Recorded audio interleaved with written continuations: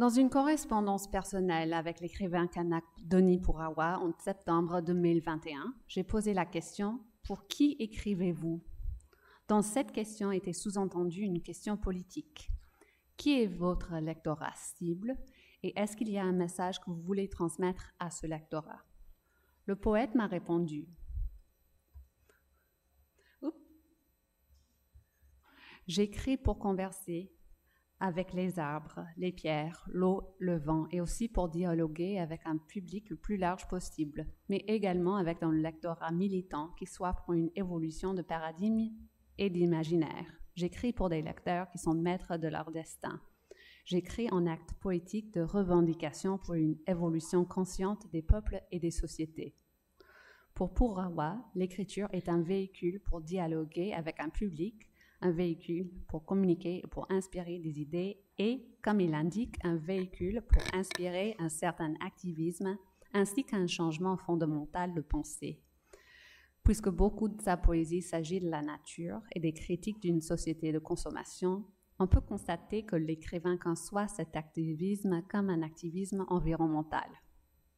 Cette communication propose d'analyser les engagements environnementaux poétiques de Denis Purawa comme des engagements politiques.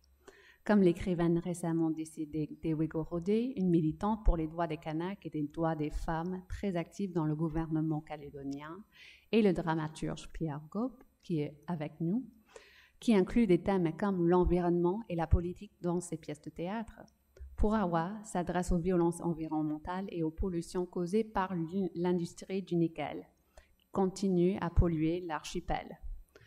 Je suggère que les critiques écologiques qui se trouvent dans l'œuvre de Purawa peuvent et doivent être lues simultanément comme des critiques décoloniales et qu'ainsi son écriture peut être considérée une littérature environnementale et décoloniale, en d'autres termes, une littérature engagée.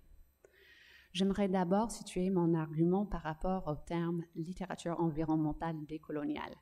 J'ai emprunté et modifié cette phrase du livre du penseur martiniquais Malcolm Ferdinand, Une écologie décoloniale, penser l'écologie depuis le monde caribien, publié en 2019.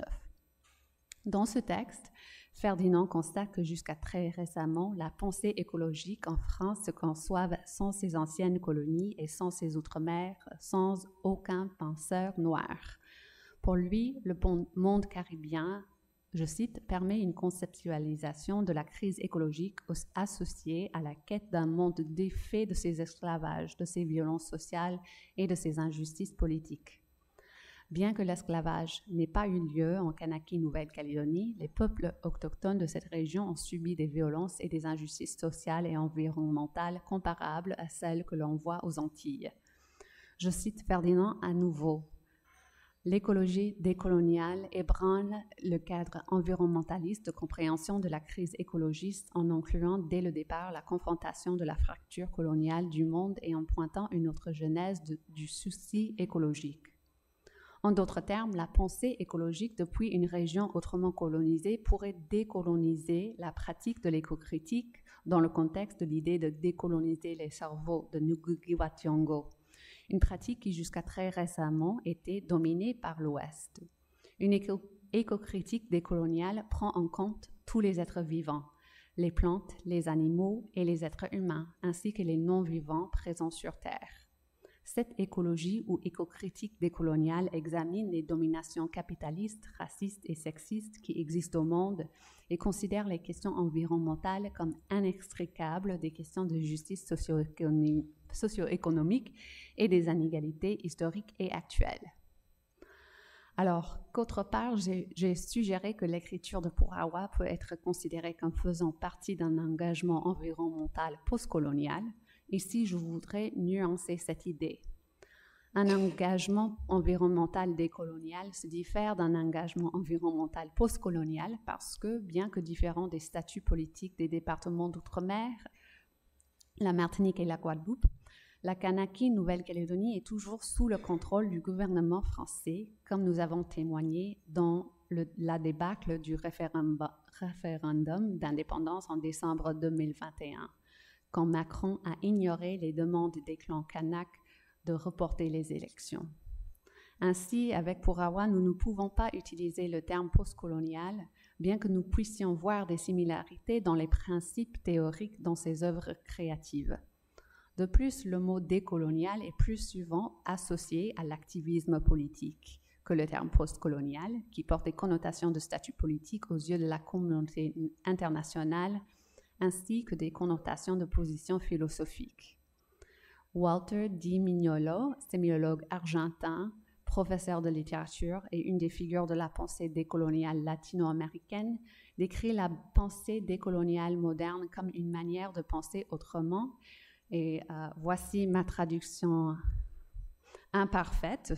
Aujourd'hui, la pensée décoloniale s'intéresse à l'égalité globale et à la justice économique, mais affirme que la démocratie et le socialisme ne sont pas les seuls exemples qui puissent orienter notre pensée et nos actions. Des arguments décoloniaux encouragent le collectif comme une autre option à côté de la démocratie et le socialisme. Mignolo suggère qu'il faut séparer l'idée de la décolonialité des idées du capitalisme et du communisme, ou bien de la théorie politique des Lumières, du libéralisme et du républicanisme. Si on se sépare de ces modes de pensée, si on refuse les options politiques que ces modes de pensée nous laissent, on trouve une liberté dans la décolonialité.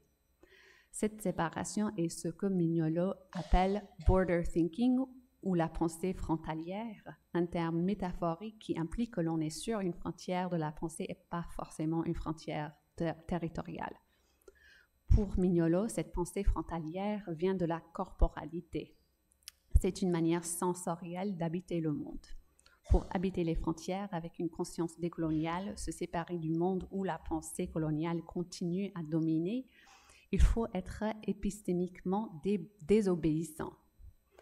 Effectivement, c'est ce que Purawa fait. Il se désengage de la pensée occidentale et il vit de son propre horloge végétale. Purawa se désengage de la pensée occidentale et s'engage dans un activisme décolonial environnemental à travers sa poésie et ses performances.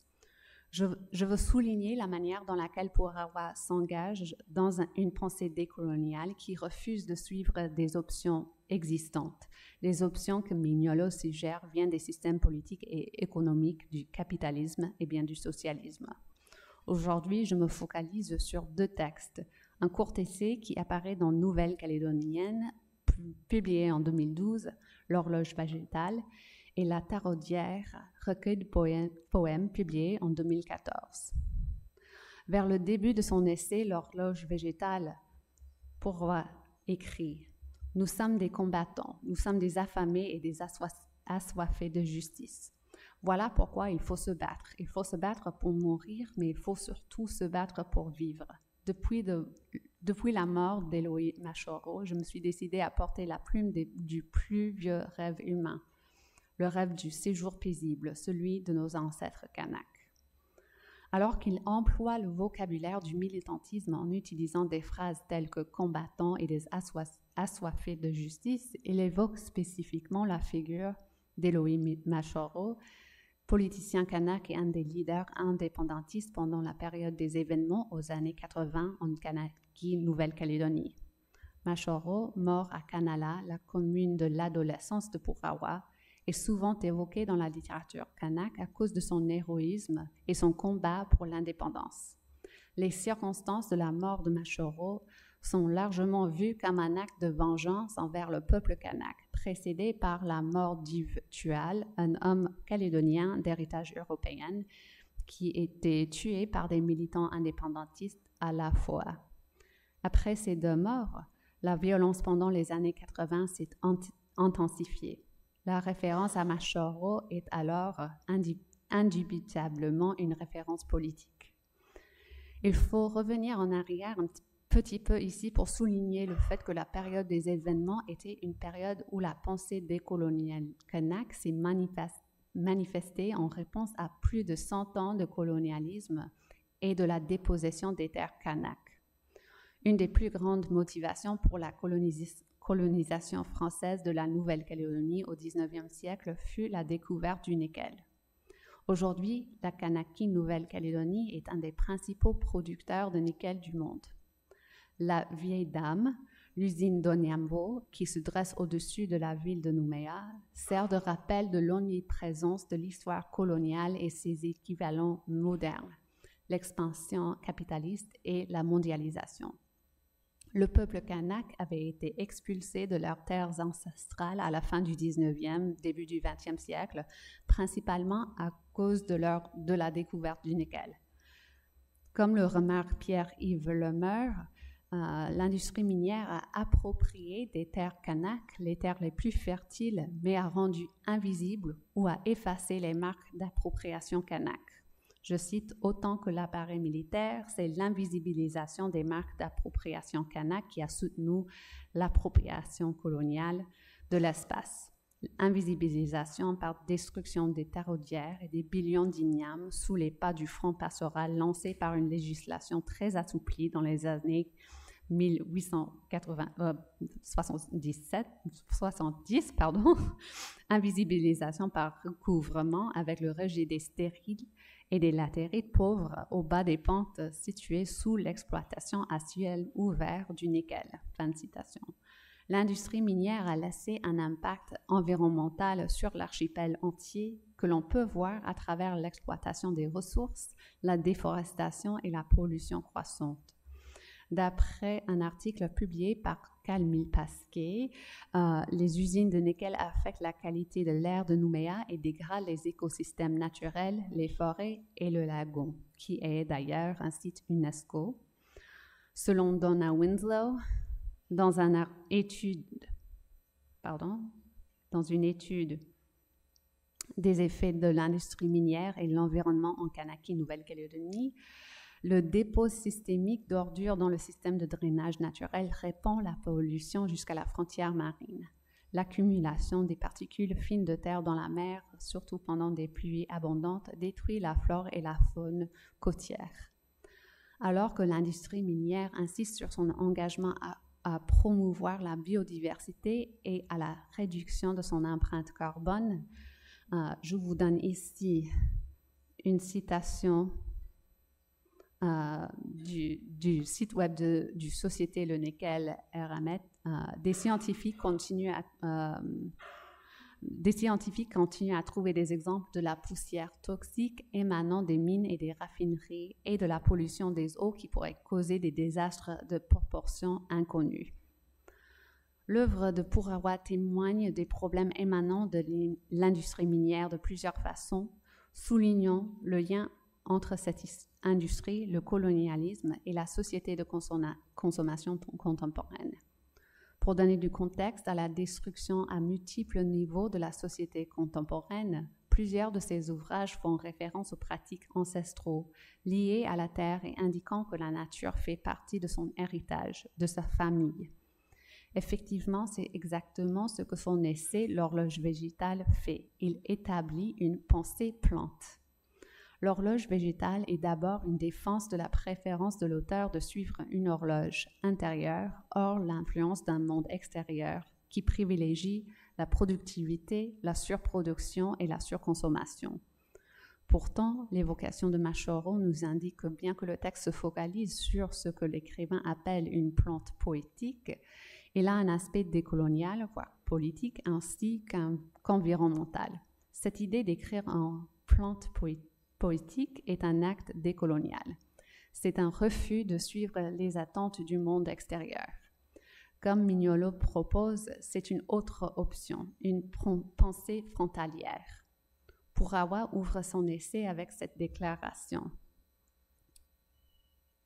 Pour rien au monde, je ne changerai mon horloge intérieure, d'aucune façon. Mon rapport au monde, c'est de communiquer le respect à vivre avec la nature, à exister par elle et avec elle. Mon savoir-être est là en moi. C'est l'originel, la nature, c'est d'où elle vient. C'est d'où jaillit le souffle qui fait s'écouler dans mes veines les rythmes de ma vie. À travers l'horloge végétale, il démontre que sa manière à lui de se décoloniser, c'est cette pensée plante, et qu'en effet, c'est un acte politique.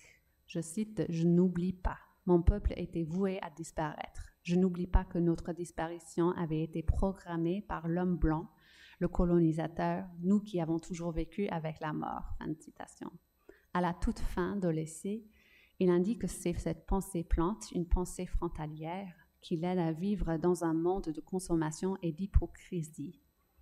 Je cite, « Grâce à mon horloge intérieure, j'ai trouvé comment m'évader avec intelligence du temple unique des dépouilleurs de conscience. Je vous le raconterai plus tard, pour cette raison que pour rien au monde, je ne changerai mon horloge intérieure. » Fin de citation.